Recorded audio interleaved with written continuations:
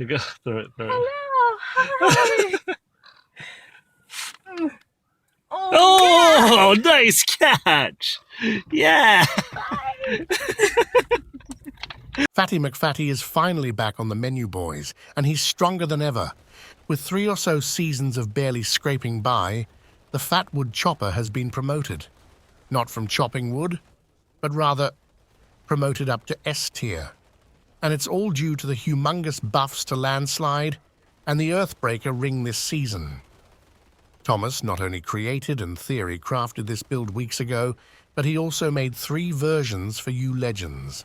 And in this video, I'll showcase the Stormslide version with Shred, seeing as it's my personal favorite for speed farming. You then have a tanky version for pushing, with the main difference being slapping on Earthen Bulwark, and a pure Landslider build in case you can't handle the constant flashing of lightning storms. Either way, we've got you covered, homie. I'll also have my Trample Slide leveling build in the description case you're a shit newbie just starting out leveling. Either way, let's focus on the build at hand, the Stormslider Shred version.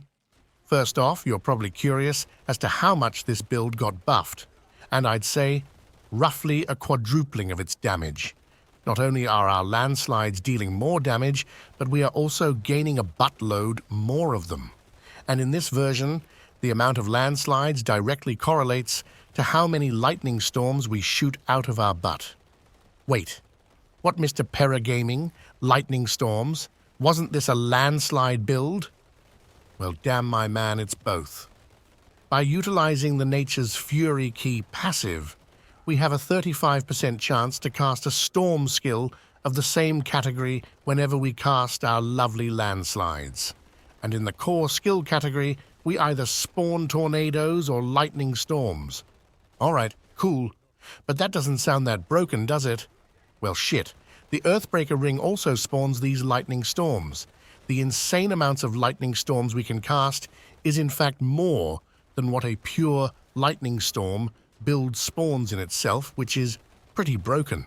On top of that, the freshly spawned lightning storms count as both an earth and storm skill. This means that we can use both of these damage buckets when we boost our damage and double dip into several lovely multipliers for a buttload of big hecking damn. So yeah, pretty strong. But that's not all though. The build is also insanely fun. Just listen to this.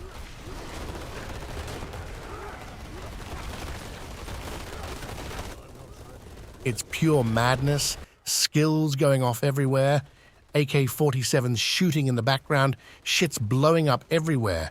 It's like being back in the US again. Okay, so we have an earth bucket of damage and a storm, but using Shred, we're also able to dip into a third, and that is shape-shifting skills.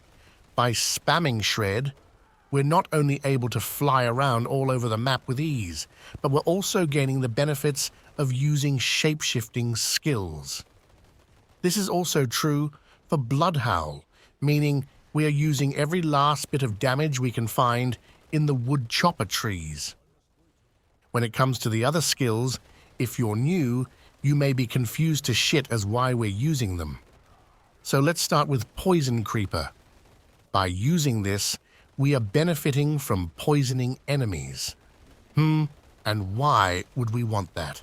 Well, damn, to dip into several more damage multipliers, of course, but we can also grab the subterranean aspect to spawn additional landslides. We're also able to spam it via our spirit boons, which we'll see soon. When it comes to the Bloodhowl and Cyclone armor skills, we're mainly using them for defensives along with healing.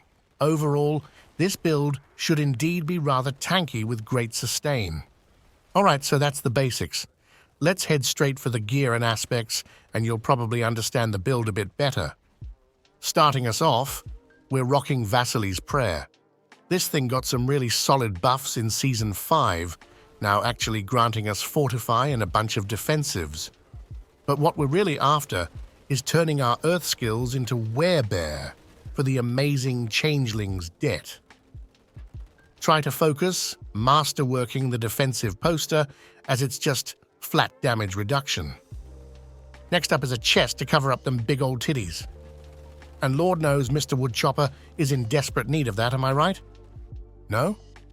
Okay, enough with the fat jokes, I guess. Either way, the ballistic aspect for Big Dam and ranks to defensive skills will boost our, well, defensives.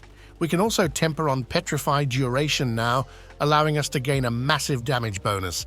For gloves, we're rocking Unsung. These are just godly for Lightning Storm, and boosts our damage to the goddamn moon. When it comes to the pantaloonies, we're rocking Thibault's Will in this setup. And why is that? Well, damn, it's to make the build easier for you to play. By using these along with Metamorphosis, which turns you unstoppable, you will have permanent spirit regeneration regardless of how shit your gear is.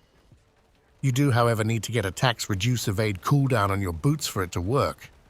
For the weapons, Aftershock pretty much just doubles our damage. On top of that, we're going to slam on some chance to hit twice. With the updated ring, we can finally get this to 100%. You'll also need a mixture of crowd control damage and damage to distant to sort out the damage from the Perragons. This is where we have the subterranean aspect I was talking about, and it's just lovely. Free landslides, yes thank you. For the amulet, the changeling aspect and envenom are just godly, so definitely prioritize those. And finally, the rings. The newly updated Earthbreaker ring is just too hecking good to pass on. Not only does this spawn additional landslides and lightning storms, but the stats on this thing are just absolute perfection. We'll try to focus on masterworking the landslide ranks, but everything on it is actually fine. Therefore, I'd recommend masterworking it first. If you happen to miss a few masterworking or get bored of that shit, you should just try to get the chance to hit twice up to 100% across all of the items. And for the last ring, we're rocking Natural Balance. Seeing as our lightning storms will count as both Earth and Storm, it is granted both of these bonuses. Now, this ring is extremely important. For the resources, it's important that you temper Lucky Hit to gain resources back. One roll should be enough, along with Thibault's Will. You can also grab Spirit Regen on another gear piece, for example, but should not be needed. The other important part is that you grab Lucky Hit Chance to make enemies vulnerable, as this will be your main source of vulnerable in this build. If your gear is absolute dog tier, however, then it's also possible to make your Cyclone armor into a vulnerable generator, but you'll have to ditch some passives for that. Well, damn my man or woman. Gear and aspects complete. Next up are the Spirit Boons. For the deer, we want damage reduction seeing, as the others are shit. The wolf, however, is just bonkers. This in itself is what resets our poison creeper, allowing us to just keep spamming it. For the eagle, max life and crit damage is the name of the game, and for our snake, calm before the storm. This last one helps us a buttload this season, seeing as we can also gain petrified duration now. With a bit of luck and cooldown reduction, we should be able to keep it up near permanently. Okay guys, let me just check something. Yep, damn correct. It's skill tree a fucking clock, and you know it, my man or woman. Starting us off, drop a wet fart on the basic skills and head on over to the core skills. Here we want all of the yummy lightning storm ranks we can get, along with the same for the landsliders. And of course Shred, which we pick for the mobility gained from Primal Shred, along with being a shape-shifting skill for some lovely passives. We then head on over to the defensive skills.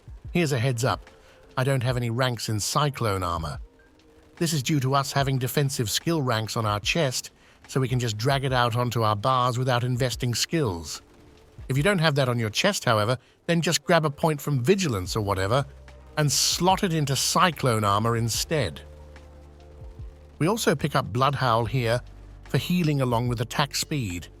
After that, we obviously want Poison Creeper along with Enhanced and Brutal Poison Creeper. This is just lovely for killing packs of enemies.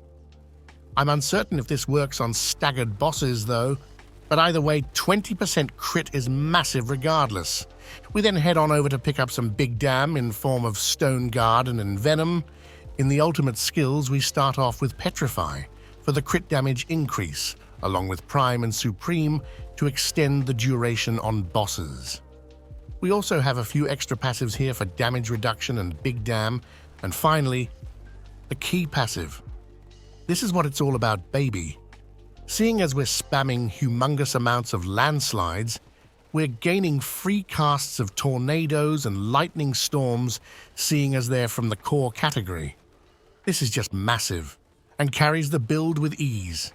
Well shit, skill tree complete.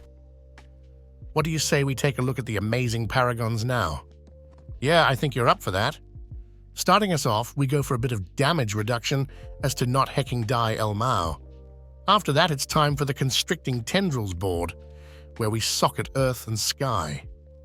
Don't get tricked by it not containing 40 points, that's just a visual bug.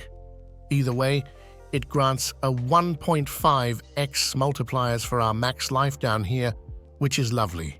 We then head on over to Earthen Devastation, which we need to get capped by grabbing 200% crowd control damage, so get that shit sorted, buddy. After that, Ancestral Guidance is kept up with ease, and we socket Gravekeeper along with boosting our all resistance here. Our final board is going to be Thunderstruck, which we cap via 300% distant damage. But that's the final one, seeing as we don't grab any rare nodes here. Instead, go all the way back over to Survival Instinct and pick up the Spirit Glyph for some lovely damage. We then finish off with the Heightened Malice Legendary node and turn off this shit so we can go get hecking good instead. The playstyle here is just lovely. For mobility, you're just dashing all over the place. Once you're wherever you want to be, you can start spamming out those landslides. On top of that, the Poison Creepers and Blood Howls are simply used on cooldown. And finally, Petrify. Save this for some elites and bosses, seeing as the damage bonus it brings is just massive. You're also free to pop Cyclone Armor each time you're in trouble. It's just that simple, folks. A simple yet amazing build for an awesome man or woman. The final thing we need to talk about is Spirit. As we have attacks reduce, evade, cooldown on our boots, our attacks simply reduces our evade cooldown. This combined with the Metamorphosis aspect means that we not only get permanent unstoppable by evading, but we're also gaining a buttload of Spirit from Tibolt's will. So if you're ever in need of Spirit, just evade and you'll get it back. Now, if you have any questions, feel free to pop into Thomas's channel or comment below.